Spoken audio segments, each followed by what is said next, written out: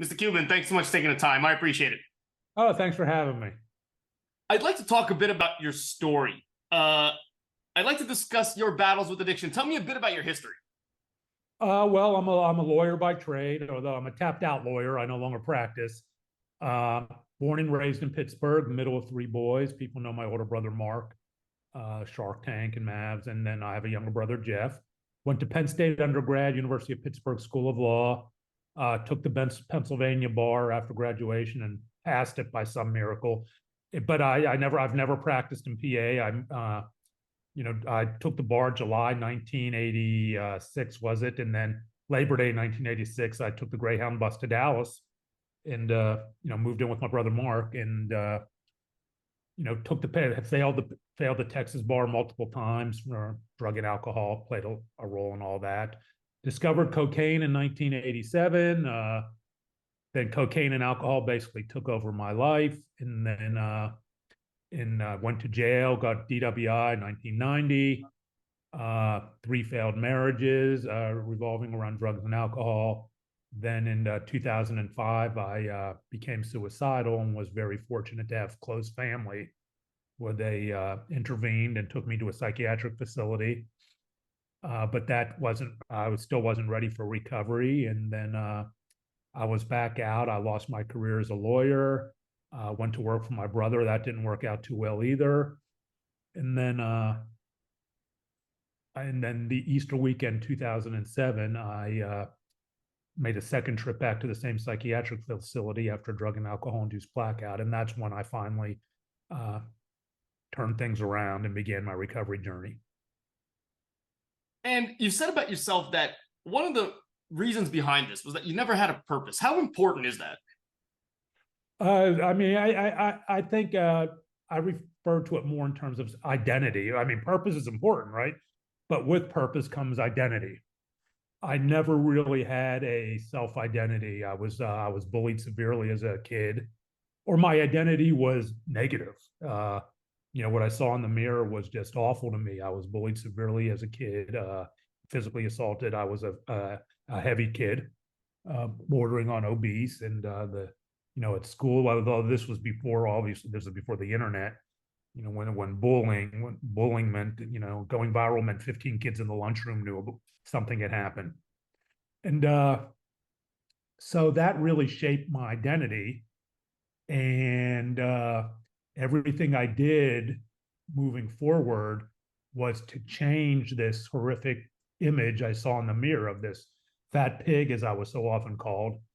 And because of that, that was my purpose, right?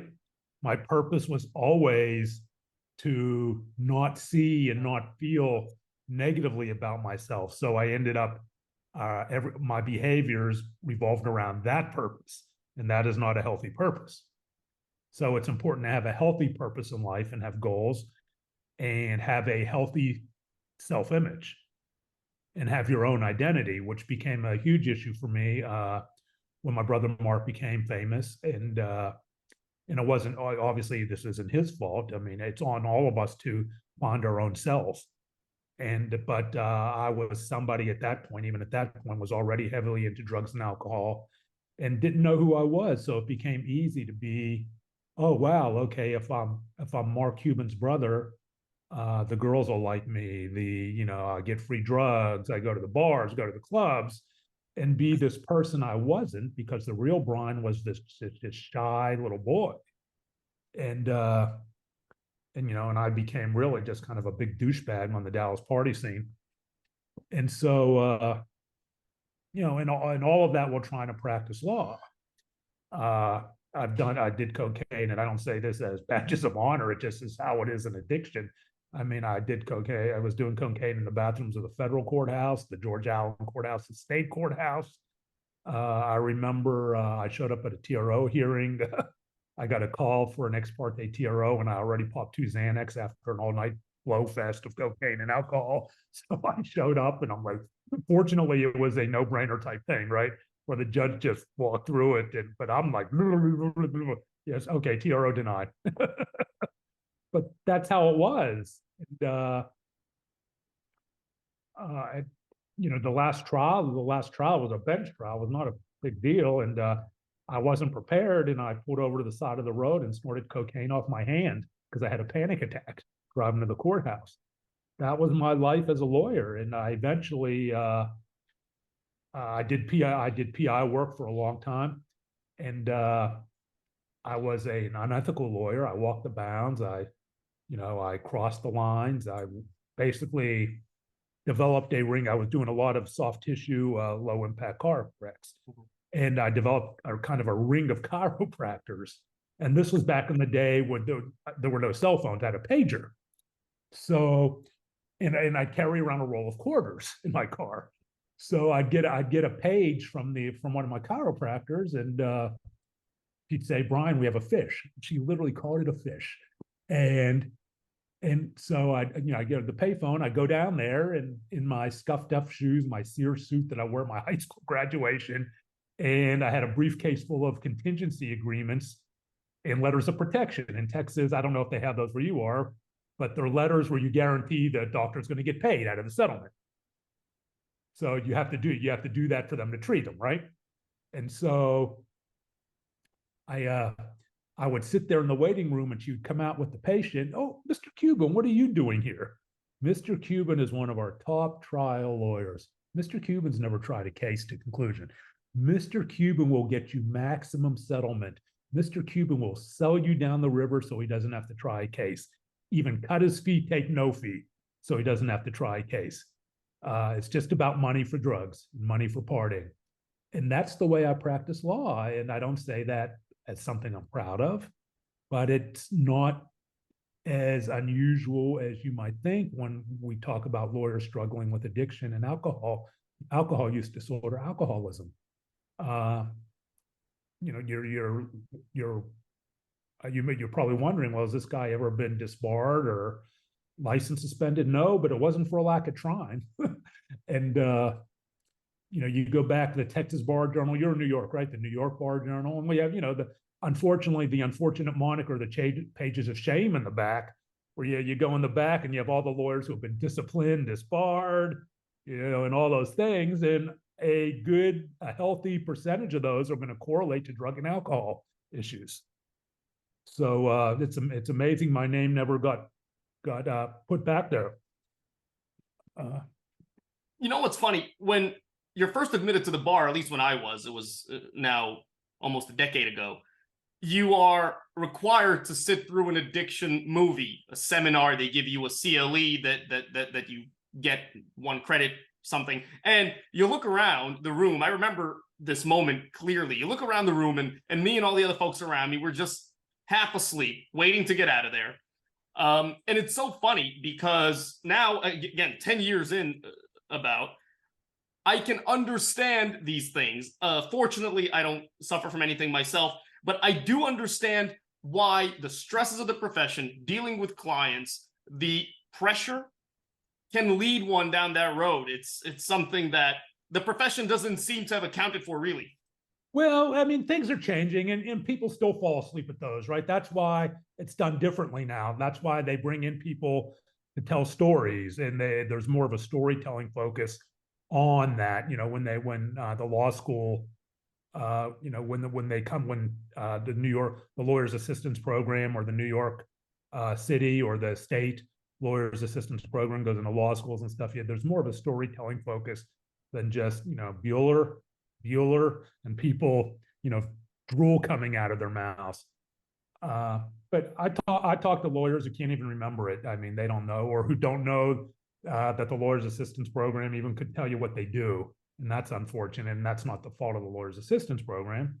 I used to sit on the advisory committee for TLAP, ours. But things are changing, though, especially in big law, especially with the larger firms, within the AM law ranks, because we have the American Bar Association wellness pledge that so many law firms have signed on to, government agencies, corporate law departments. And so there is more of a structure now for law firms to put in place structures where lawyers can take advantage of these different things if they're struggling, and understand that they can seek help and come back to their jobs. But that's, whether they walk the walk and talk the talk are two different issues. I've spoken at many big law firms, and I'll get emails from associates saying that's all well and good, but they have me working, billing this many hours a week, working this many hours, and and it's just not the way they actually function, and despite what they say about what's there for us. And so you have that disconnect there, and so that can be an issue.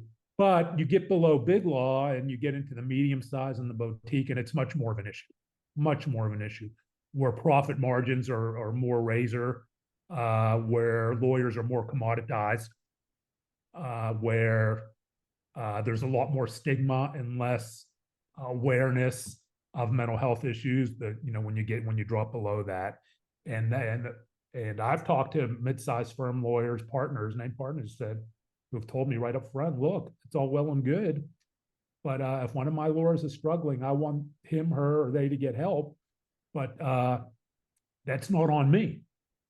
That's not on me. If they're not willing to step up, I'll replace them. And we push aside the ADA issues there based on what they know and everything, but that's an attitude. That's an attitude, and I've never heard that attitude expressed. And you never would in the AM law ranks, because it would be just, if it got out, it'd be disastrous. Although I suspect there are those attitudes exist, but I've heard it more than once in the firms below 100, and then you get below that, and you get into the solos and the 1, 2, 3 person practice law lawyers, and it's even you add all kinds of other issues. You add social isolation. You add really, you don't have the backstops to, if a lawyer needs to get help, who's going to take his or her their caseload, and so a lawyer may be feel pressured to just find their own way. We're a profession of thinkers, right? We can think our way out of these things, which generally isn't true.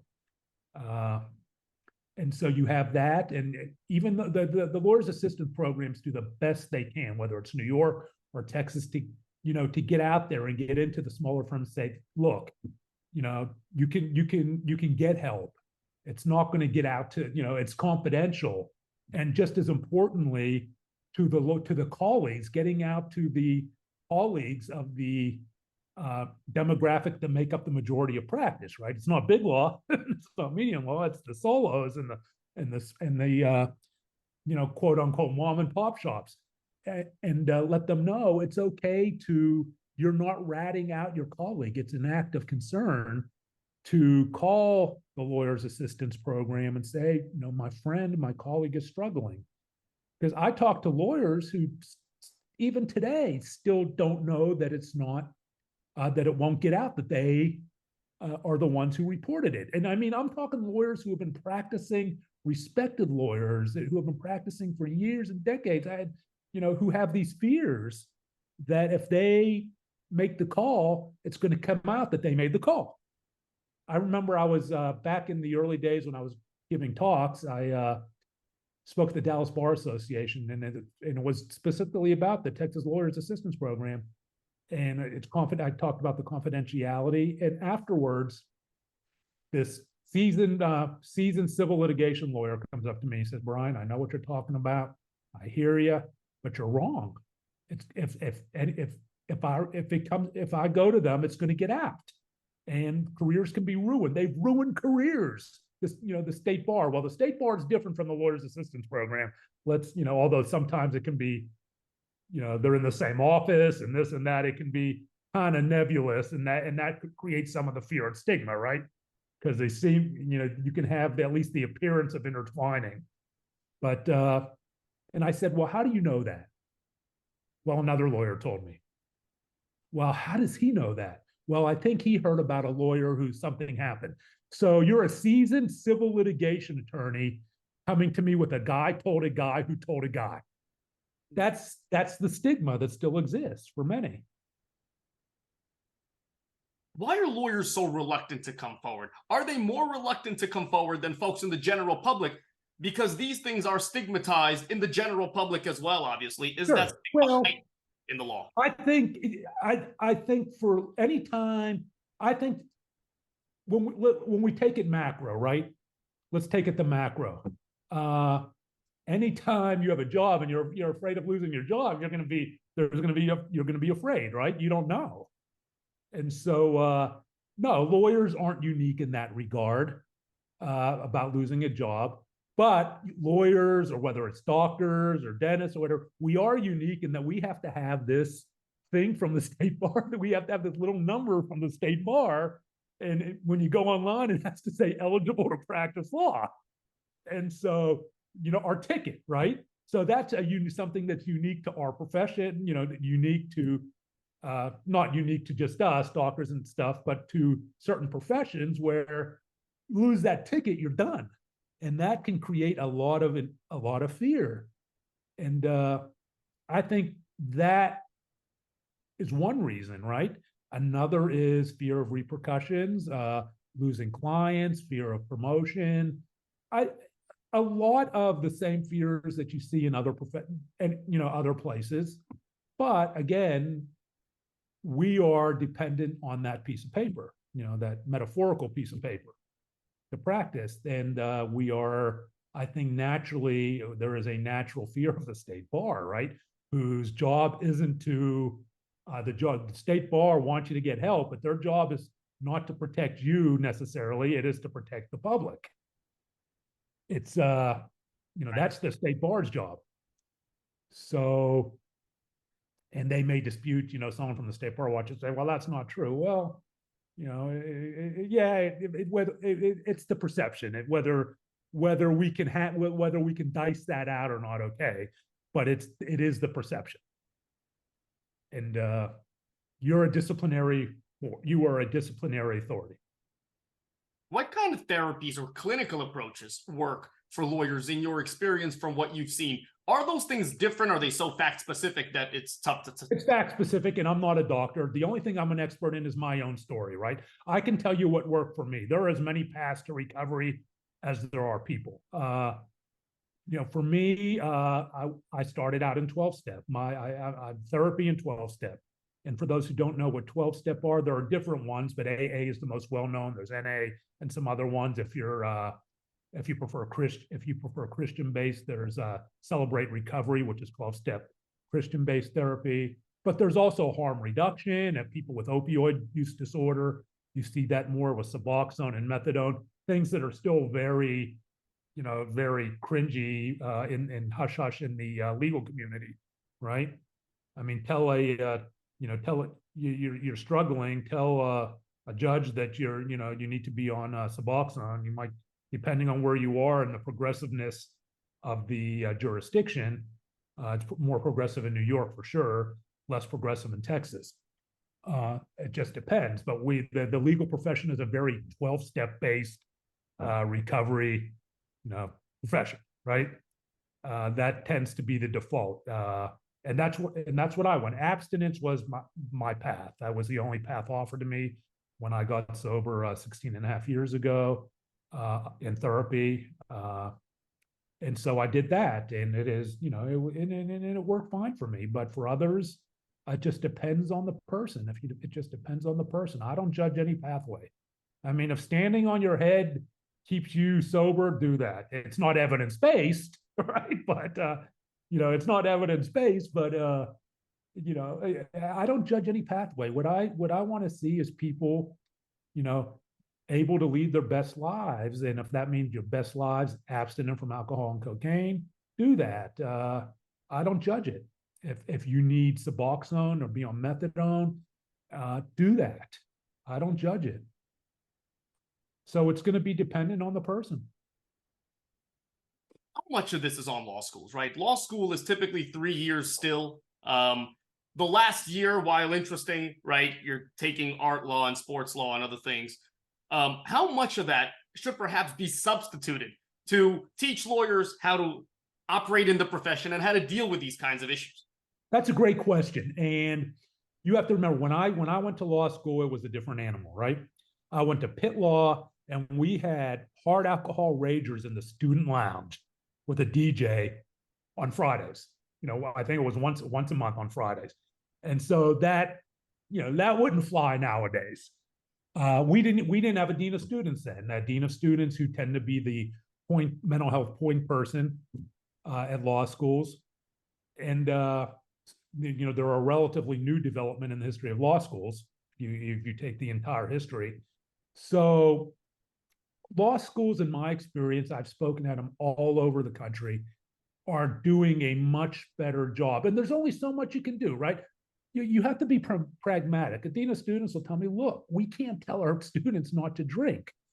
We don't control these organizations.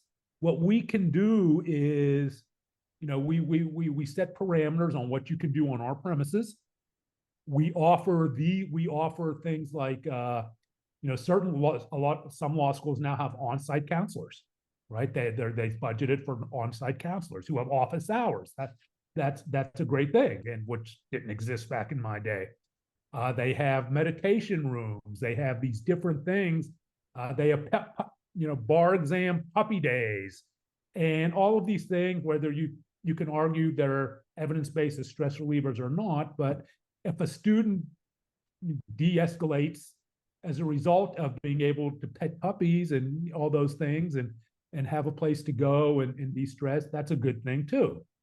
So law schools are coming around. Now, in terms of practical aspects of the third year, yes, I think there can be more of an emphasis on the practice of law, the fundamental practice of law and the stresses that come with it. And it would be silly of me to speculate on what laws, every law school offers, but I think it is important to offer those options rather than just the mandatory course on drugs and alcohol, right? How closely related is substance abuse and mental health?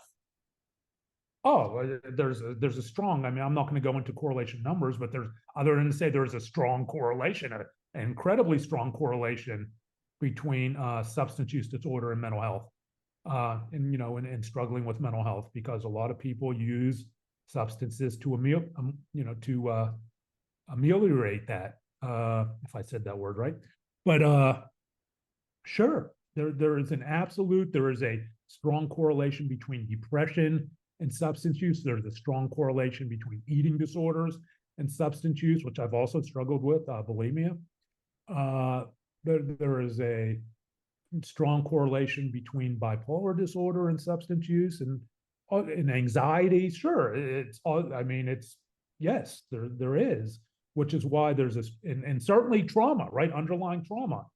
There's a strong correlation between underlying trauma and substance use. And a lot of times in my personal experience, again, I'm not a doctor, when I've worked with a lot of lawyers and just listening to their stories, and there's often more times than not there's underlying trauma. Again, I just listen. It's not my job to dig out trauma, nor is it appropriate.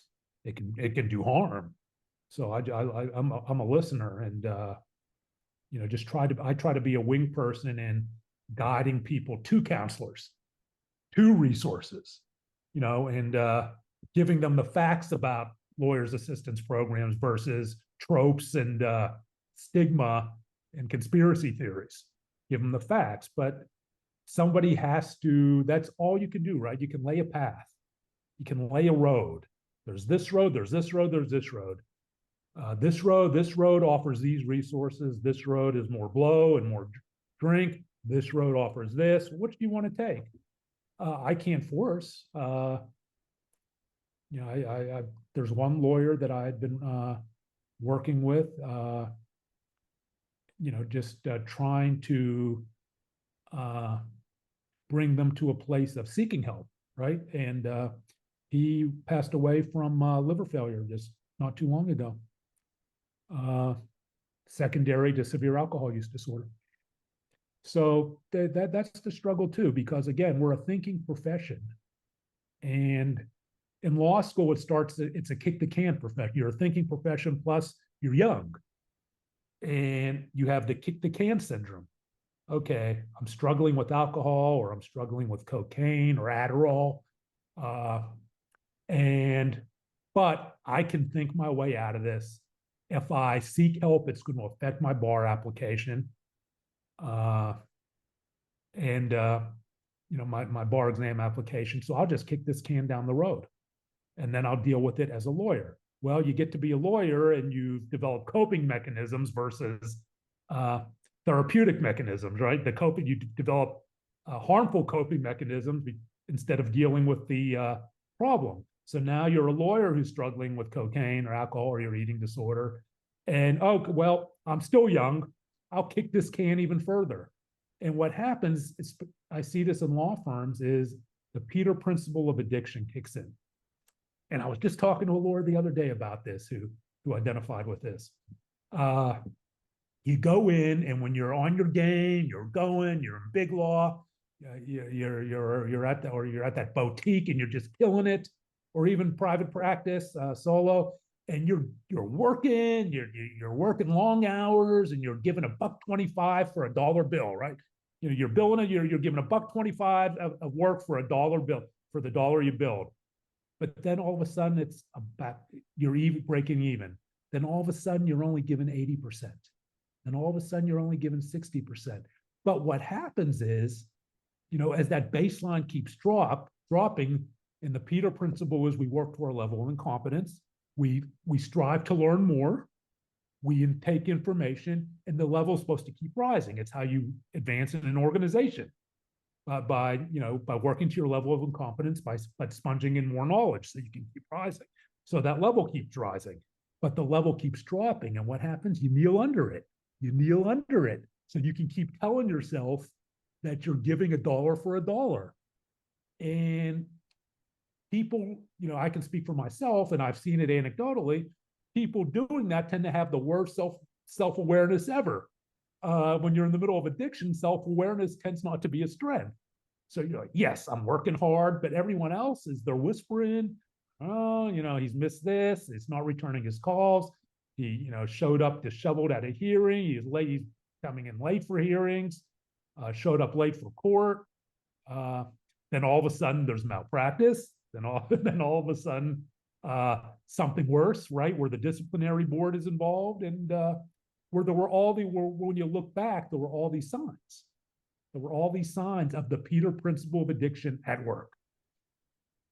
But everyone around you, the colleagues, everyone's afraid to say something, right? Whether it's in court, should I say something? He looks, I don't know. Now, don't get me wrong. I know lawyers who have gone up to someone in a courtroom and said, look, you need to, I'll agree to a postponement. You need to deal with this before the judge breathalyzes you right here. This is beyond, you are now a danger to the profession. And I've had lawyers unafraid to go up and have that conversation right in the courtroom. And I know judges who have had that conversation right in the courtroom. There are lawyers who have been breathalyzed right in the courtroom. And that is when the Peter principle has collapsed, right? Where there's no more, you can't kneel. It's concrete on concrete. There's no level, and there's nowhere to go, and you've been squished by the Peter principle of addiction, and now it's too late. Now the consequences have caught up with the problem. And in a thinking profession, it can be a bear, trying to bring people to a place where they recover at the highest point, not the lowest point. How much of addiction is nature versus nurture? I hate that. I hate that comparison. No, it's not your fault, but trauma, body keeps the score. Right? Trauma has a strong correlation. Whether genetics plays a role, undoubtedly. How much, I have no idea, but genetics plays a role, trauma plays a role, and when people start giving, are there lawyers who are just strictly triggered by stress? Absolutely. No history. I have no history of addiction in my family, but I have a history of trauma and negative body image and a lot of different things. But yeah, I mean, if you talk to somebody and you get their history, I mean, there are generally consistent building blocks, but they're not all, you can't parse, well, it's this or it's this or it's this. How many variables are there in life as you go through life, right? But so I prefer to look at it that way versus that kind of generalization. Trauma plays a role. Genetics plays a role. Environment plays a role. So if we could figure out the exact specifics of percentages, we'd win the Nobel Prize. This may seem like a silly question. Do you ever see practicing law in your future again, or is it writing and speaking and what you're doing I'm now? 62 years old. I'm not going back. Or I'll be, what will I be? Will I be 60? I'll be 62 in January. I'm not going back. I have no desire. I never wanted to be a lawyer. You know why I went to law school? It's kind of a funny story. I was at Penn State. I was a criminal justice major. I wanted to be a cop. That would have worked out well. I'd have been the first guy in the evidence room trading out the mannitol for the blow. But I was also at Penn State. By my sophomore year, I was an alcoholic and I was struggling with an eating disorder. And I'm sitting in the, but I was also able to do well in my grades and get through. And I had different coping mechanisms. I became a long distance runner because I felt so unlovable. I said, I just spend my life alone, and running is the one thing you can do alone, right? One of the things you can do alone, and get away from people. And so I'm sitting in the placement office again, where I'm reading through these job pamphlets that the police departments would send. And again, this is before computers. And there are two guys sitting next to me. And they're talking about guys from Pittsburgh in my major, and they're talking about taking the law school admission test. I had never considered it. I had no lawyers in my family. Didn't know any lawyers. And I start listening to them, and it occurred to me, if I go to law school, if I get in, I'll be for 3 more years. I can engage in the same behaviors and not have to answer to anyone that got me through 4 years at Penn State, right? I was running, I was binging and purging. Yes, guys do struggle with eating disorders, and believe it or not, according to a law student survey done about 5 or 6 years ago, about 30% of law students suffer from deal with disordered eating, which can turn into an eating. That is not the same thing as an eating disorder, but can easily advance to an eating disorder if not dealt with. And so I looked at it in terms of coping. I can go to law school and engage, and for 3 more years, not have to face the world, and engage in the behaviors that allowed me to exist. And that was it, just exist at Penn State. And for those reasons, I went to law school. I never wanted to be a lawyer, never. And I didn't do well at Pitt. Obviously, you actually have to study, which I didn't. I was drinking, I was binging and purging, I was running, all more important to me. Graduated way near the bottom of the class. But the great thing, there was kind of a serendipitous moment going on 2.5 years ago now. They invited me back to keynote the commencement, the Pitt Law commencement, as somebody who had turned his life around from drugs and alcohol. So I wore the cap and gown for the first time because I didn't even bother going to graduation. I was so ashamed. But yeah, so it was an interesting ride. Mr. Cuban, I really appreciate the time. Thank you. No problem. But hey, recovery is possible. I'll say the only requirement, there's only one requirement for recovery: be above ground, and recovery is possible.